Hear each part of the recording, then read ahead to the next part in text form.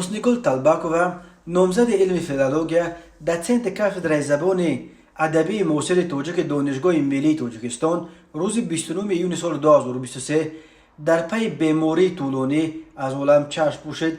مراسم نماز جنازه مرحوم در مسجد سر آسیای شهر دوشنبه برگزار شده است. به گفته همکارانش او چند وقت باز بیمار بود.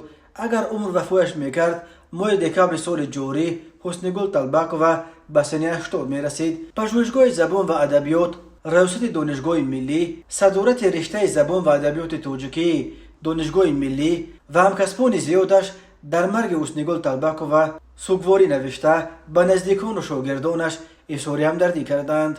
حسنیگل طلباکووا سال 1978 رساله نامزدی خود را در موضوع خصوصیت‌های لکسیکی و فرازیولوژی رمان موضوع دل رحیم جلیل حمایت کرده سالهای طولانی به صفت دوچنت کافدرای زبان ادبی معاصر تاجیک در دانشگاه ملی تاجیکستان به دانشجویان درس گفته است. شادروان سال 2001 برای دستاوردها در ساحه علم‌های گومانیتاری به عنوان کارمند شایسته جمهوری تاجیکستان، سال 1984 برای خدمت‌های بسیار ساله بی نقصان در ساحه معارف سهم ارزنده در تعلیم و تربیت نسل نو با نشان اعلاچی معارف خلقی جمهوری تاجیکستان سزاوار دانسته شده است. از او چندین کتاب از جمله کتاب لکسیک زبان ادبی تاجیک، واژه‌شناسی زبان معاصر تاجیک، اصول تحلیل لغوی و فرازیولوژی واژه‌ها، درخش معنی، همچنین بیش از 100 مقاله علمی و